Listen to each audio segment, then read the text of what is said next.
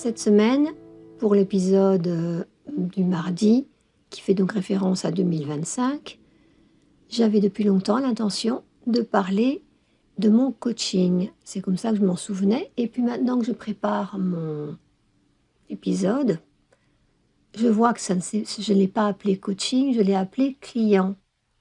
Et ce qui est incroyablement marrant, c'est que justement, demain, le mardi où je sors mon épisode, un de mes anciens clients va reprendre le coaching. Et autre coïncidence, c'est qu'il est la première personne de 2025 que je voulais mentionner. Parce qu'il était client à l'époque et c'était à ce moment-là qu'il avait arrêté le coaching pour la 2e fois. Donc là, il reprend avec moi pour la 3e fois. Avant d'aller plus loin, je trouve ça vraiment merveilleux que ça tombe juste maintenant, le jour même, et que j'avais planifié de parler justement de mes clients. Alors que je n'en parle jamais dans mon podcast. Et que ce n'est pas vraiment la même chose que de parler du coaching. Donc je vais d'abord parler de mes clients. Et si j'ai le temps pour plus, je parlerai du coaching, mais je crois que je vais rester sur le côté relationnel. Et avant de faire tout cela, je voudrais enfin caser 2 anecdotes sur des anges qui se sont passés en 2025. J'ai l'impression que cette 4e saison tourne beaucoup autour d'anges. En tout cas, les premiers épisodes l'étaient. Et je mentionne le concept d'ange assez souvent. Donc voilà, pour continuer la tradition de cette saison, je vous raconte ces 2 coïncidences que j'avais notées. C'est juste pour faire un petit clin d'œil aux anges vrais, faux, que l'on n'appelle pas, enfin voilà, le concept d'ange. Le 20 août, j'écris, c'est pas dans mon journal, je dis toujours journal depuis quelque temps, mais c'est dans mon planning quoi. J'ai écrit « Demander si je serais vraiment seule si Terry n'était plus là ». Genre demander dans ma tête quoi. Hein. Penser à mes livres sur les anges sur la table. Apparemment j'avais sorti, je me rappelle, des livres que j'avais achetés à Paris. Ça fait 30 ans. Sur les anges. Et je me rappelle d'ailleurs, c'était mon introduction à tout ce qui est un peu paranormal ou métaphysique, pratique. La dame du magasin était venue à moi me demander ce que je voulais. Il y avait des anges sur la table, des livres d'anges sur la table. Beau lapsus. Elle en avait pris plusieurs, elle avait mis sa main dessus et m'avait conseillé certains plutôt que d'autres, en fonction de ce qu'elle en avait ressenti. Voilà. Donc, j'en ai ouvert un des livres sur la table, et la première phrase dit « Oui, tout le monde a un ange gardien ». Waouh, assez impressionnant quand même. Donc voilà, est-ce que Terry serait mon ange gardien? Ou que je ne suis pas seule parce que c'est pas Terry, mais c'est mon ange gardien. Ouais, c'est évident ça. Voilà, un rappel que mon ange terrestre s'en ira, mais mon ange gardien restera. Et la 2e anecdote sur les anges se passe le 12 et 13 novembre. J'écris. Cela fait 1 ou 2 jours, j'entends quelqu'un qui me dit qu'on devrait parler à nos anges gardiens. Je me dis que je pourrais le faire, car j'aimerais. Aujourd'hui, sur Facebook, des images des aurores boréales qui forment des anges dans le ciel se présentent à moi. Je me rappelle exactement de l'image. Je suis sûre qu'elle était trafiquée.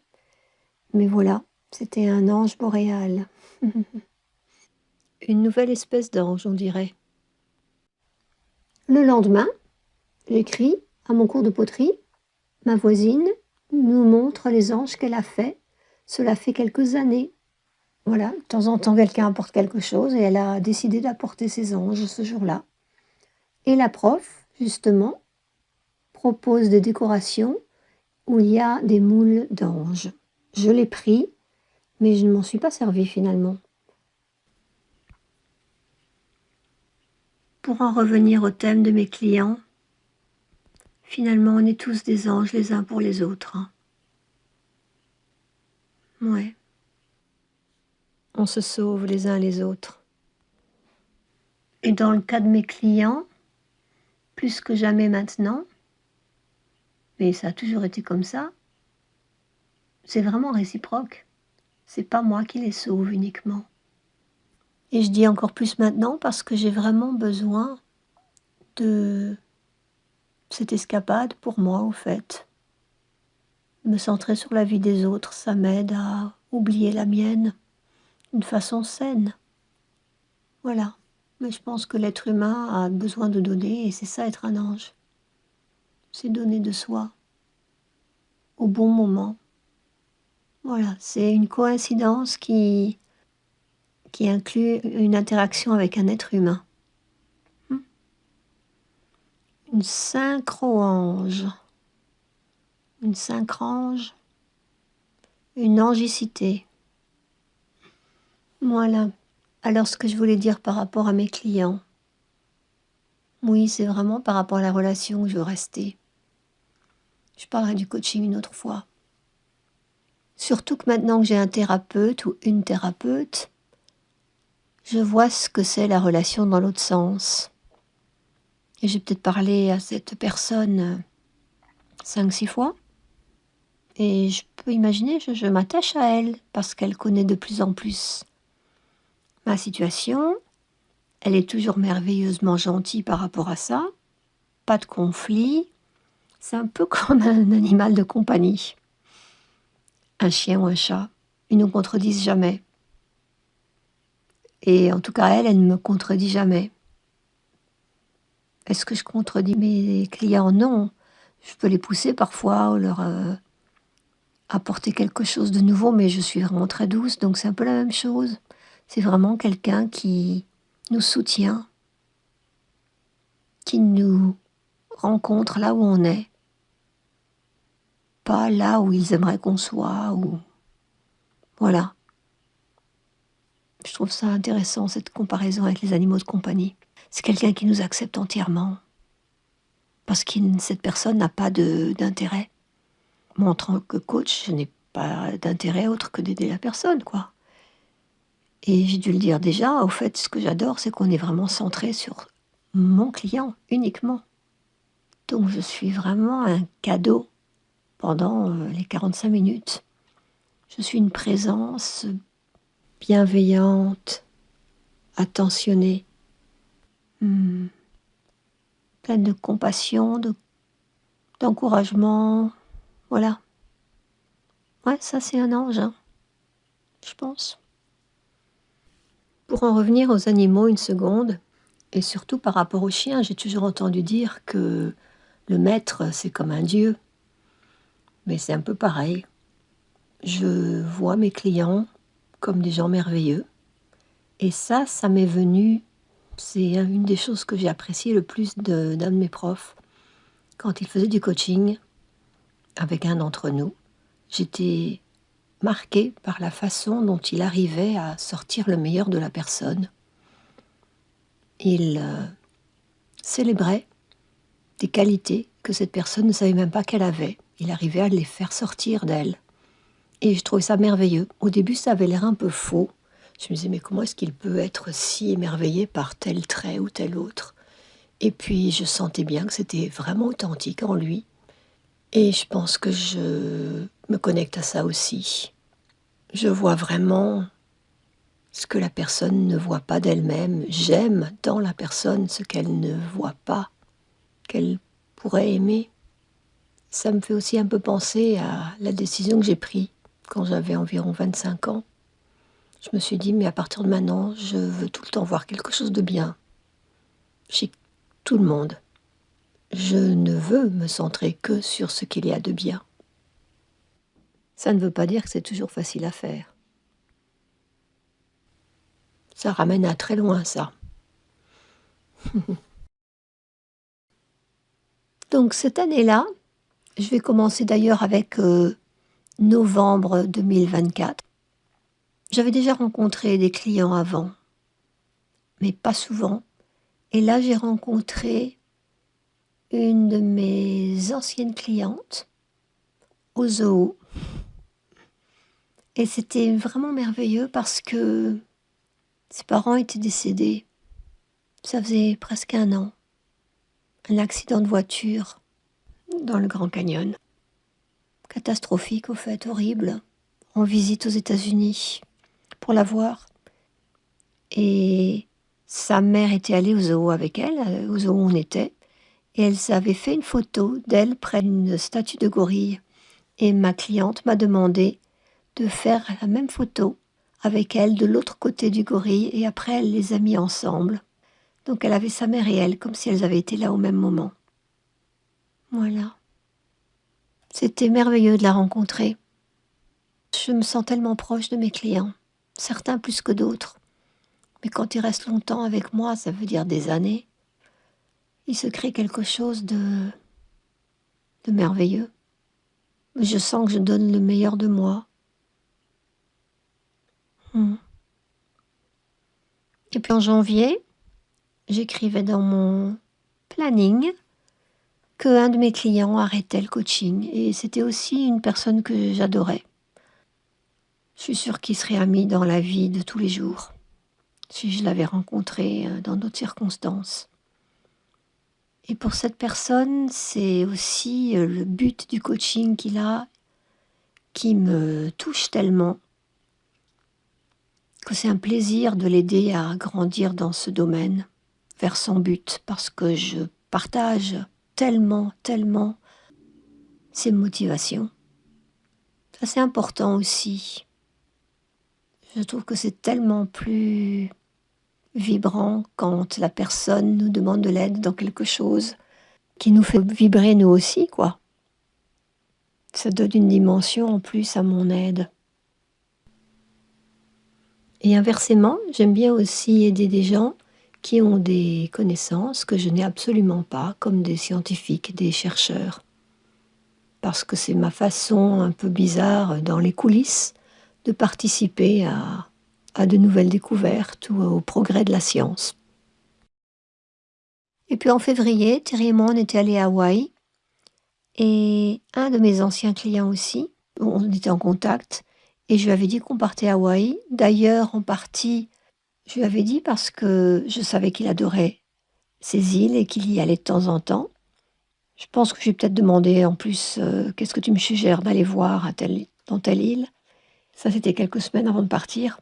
Et quelques jours avant de partir, il me dit écoute, je vais y être pendant que tu y es. J'adorerais te voir. Et il m'a bien dit que c'était parce que j'y allais, que ça le motivait et que ça lui donnait trop envie d'y aller. Alors que lui, il habite à San Francisco, donc c'est pas non plus la porte à côté. Je l'avais déjà rencontré dans la vie réelle, à San Francisco justement. Mais là, c'était donc la deuxième fois, et je le rencontrais avec sa nouvelle petite amie, avec qui il s'est marié finalement. Et ça, c'est merveilleux aussi, parce que c'est un clin d'œil au fait que quand on s'est rencontrés, il était en train de divorcer. Ça faisait des années auparavant. Et au fait, je ne l'ai pas rencontré à San Francisco, je l'ai rencontré à New York. Il habitait à New York à l'époque. Voilà, donc ça c'était merveilleux aussi. Le revoir lui et de la rencontrer elle, avec Terry, ce qui est rare. Oui, certains de mes clients sont tellement merveilleux qu'ils me posent des questions sur ma famille.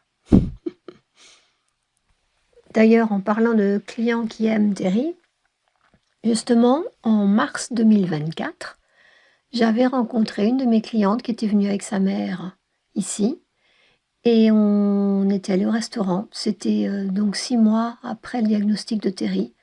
Je me rappelle qu'elle avait été hyper étonnée que Terry monte les escaliers comme ça, comme si de rien n'était, alors qu'il était en traitement en chimio. Et on se rappellera toujours, Terry et moi. Pour le dessert, elle a commandé un dessert de chaque, tout ce qu'il y avait. Et ils l'ont présenté sur la table et chacun servait de ce qu'il voulait. Terry a un merveilleux souvenir de ça et moi aussi.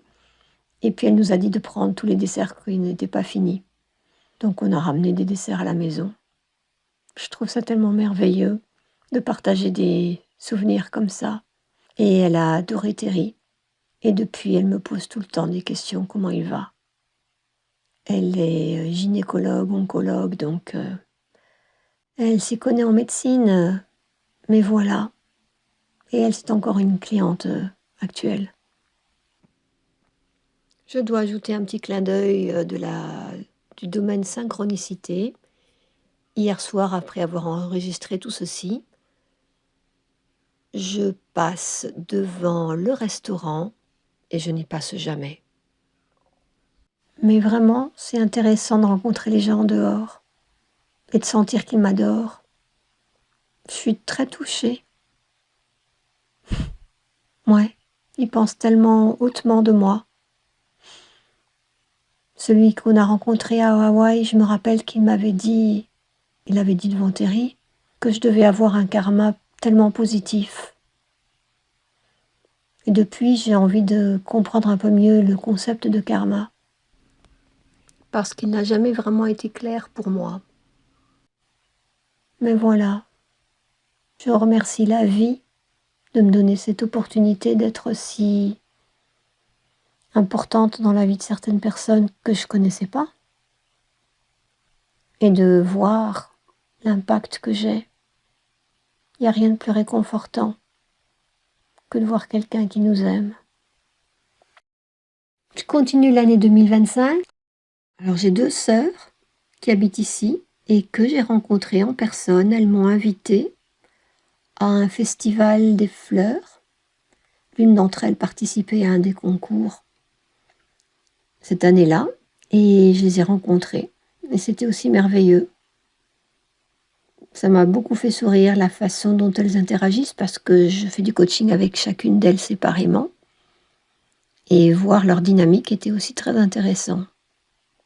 Un peu un petit concours pour avoir mon attention.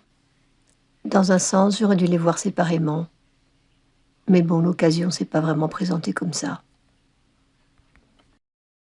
Et puis, en juillet, je leur ai dit, au fait, je leur ai pas vraiment dit, l'une d'entre elles a vu, parce qu'elle m'avait demandé d'être amie sur Facebook, et ça c'est une question que je me pose souvent, est-ce que je permets à mes clients d'y avoir accès ou pas? Et au fait, je ne le fais jamais, sauf pour cette cliente. Et elle a vu que j'avais posté par rapport au cancer de Terry. Et donc elle m'a dit, j'ai vu que ton mari a un cancer. Et je me suis sentie un peu mal parce que j'avais l'intention de le leur dire. Même d'ailleurs de le leur dire quand je les ai vus en avril. Mais je me suis dit non, je veux pas être rabat-joie. On est ici pour se rencontrer, pas pour parler de mon mari. Donc en juillet, je les ai contactés en leur disant est-ce qu'après la séance de l'une d'entre elles, est-ce qu'on peut pas se parler, pas un petit moment gratuit bien sûr, pour partager un peu par rapport à ça. Et voilà, c'était très bien. L'une d'entre elles est infirmière, donc là aussi, il y a une sensibilité toute particulière. Comme je vous ai dit, j'ai rencontré plusieurs autres clients, soit parce qu'ils étaient dans la ville où je suis, donc je les rencontre pas du tout à chaque fois, mais c'est facile de se rencontrer une fois. Et puis quand je voyage, si quelqu'un habite dans la ville où je vais, je leur propose qu'on se rencontre. Mais je ne peux pas ne pas faire ça. Ce sont des relations tellement fortes. Le frère de celui qui était à Hawaï, je l'ai rencontré comme ça, quand je suis allée à San Francisco justement. Et pour moi, pouvoir embrasser la personne, la regarder vraiment dans les yeux, vraiment leur sourire, sans écran, c'est précieux. C'est aller au-delà de la relation coaching qui, pour moi, veut tout dire, que je t'apprécie comme être humain et que je sais que ma relation avec toi, elle est sacrée. C'est pas qu'une relation professionnelle. Ça, je pourrais jamais dire ça de la plupart de mes clients. Il y en a avec qui je connecte moins parce qu'ils restent moins longtemps, comme je vous disais, ou le thème qu'ils veulent aborder est plus superficiel, très pratique. Donc il y a moins d'échanges profonds. Mais je sais de toute façon que notre société demande que ce soit un échange monétaire, mais je sais très bien qu'on est là pour s'aider. À nouveau, comme je vous ai dit, dans les deux sens, et que donc c'est vraiment des relations sacrées, vraiment humaines, de destin. Pour certaines personnes, je sais que ce sont des relations à vie. Mon client, entre guillemets, de Hawaï, je sais qu'il est là pour moi. Il me l'a dit. Encore plus avec la situation de Terry. Je sais qu'il m'est éternellement reconnaissant de notre relation en coaching. Et c'est super. C'est super. En général, je les contacte pour leurs anniversaires. Et on échange quelques mots mis à jour à ce moment-là. Mais voilà. C'est bizarre parce que ce ne sont pas des amis, parce qu'on ne s'est pas rencontrés comme ça. Mais c'est aussi profond, parfois plus. Et très spécial. Très différent parce qu'au fait, on ne fait que se parler. On n'a jamais rien fait ensemble. Et on va droit au but, au cœur des choses. Et je me présente dans leur vie au moment où ils en ont le plus besoin, où ils sont le plus vulnérables. Ça me fait penser aux infirmières, à quel point je suis reconnaissante de toutes ces infirmières qui sont humaines. Ça me fait plaisir de penser que je fais un peu la même chose pour ceux qui vivent leurs moments psychologiques les plus difficiles. Il y avait une pensée comme ça par rapport aux urgences, qu'au fait tu rencontres la personne quand elle est à son moment le pire de sa vie, ses jours les plus difficiles. Et ça, c'est une grande responsabilité. Comment accueillir quelqu'un quand elle est au plus bas, au plus vulnérable, au plus manipulable. C'est un honneur. Donc voilà, j'apprécie énormément. Ça reflète vraiment bien qui je suis, ce que je veux vivre dans ma vie. Je suppose que vous vous en doutiez.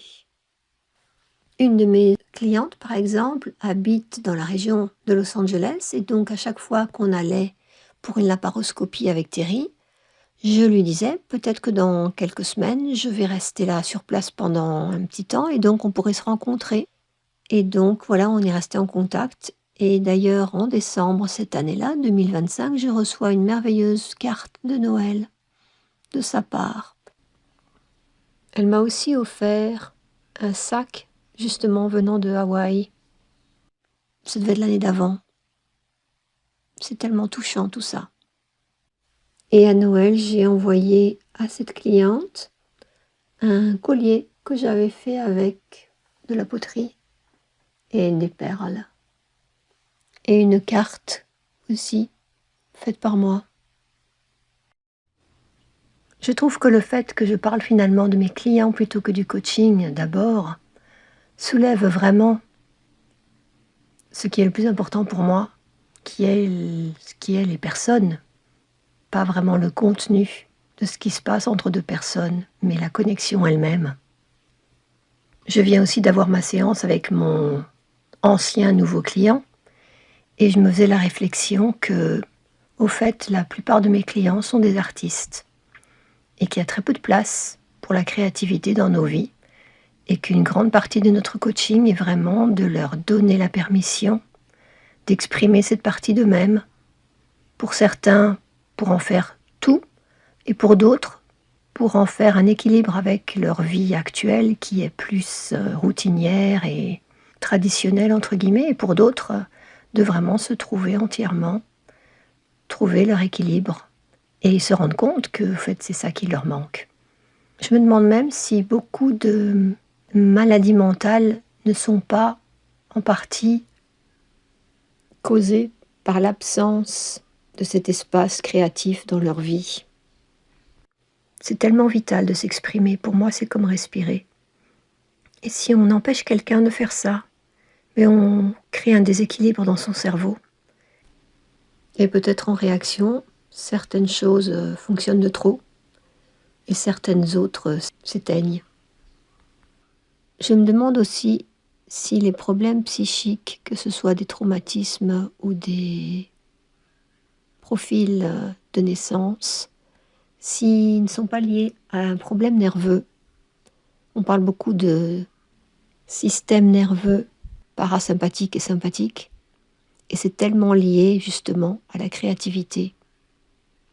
Quand on crée, on doit être dans notre système parasympathique. On ne peut pas être dans le sympathique qui est celui qui est en réaction, tendu. Le parasympathique, c'est celui de la relaxation et du flow. Et je pense que notre société fait tout pour qu'on ne soit pas dans ce système très souvent, ou en tout cas de moins en moins. C'est ça qui nous rend tous fous, déséquilibrés, malades. J'ai envie de dire que notre société a peur des artistes. Mais ça, c'est tout un autre thème, mais ce sont les gens les plus libres qui existent. Et ça, la structure, elle en a peur. Mais bon, ce qu'il faut retenir, c'est leur créativité. Ça, c'est leur force. Quand on crée, on laisse tout couler. Il n'y a pas de jugement, il n'y a pas de règles, il n'y a pas d'arrêt, de frein. C'est le flow. C'est comme l'acupuncture. On laisse le chi passer dans notre corps, dans notre tête. Voilà, c'est le mouvement sans le mouvement naturel de chacun. Voilà, je pense finalement, et je suis très claire sur ça, que s'exprimer d'une façon, n'importe quelle façon, c'est un remède, un médicament. Ça devrait tout simplement être un droit. Voilà. Un droit garanti, donné d'avance. Pas qu'on doit acquérir, demander, découvrir, prier pour. Non. Ben, les écoles, quoi. Il devrait y avoir beaucoup plus d'heures de créativité dans les écoles. Je pense que c'est là que tout commence. La santé mentale n'est pas détachable de la créativité. Elle y est intimement liée, comme nous à la nature, n'est-ce pas? Toutes ces coupures. Il faut vraiment rétablir les liens.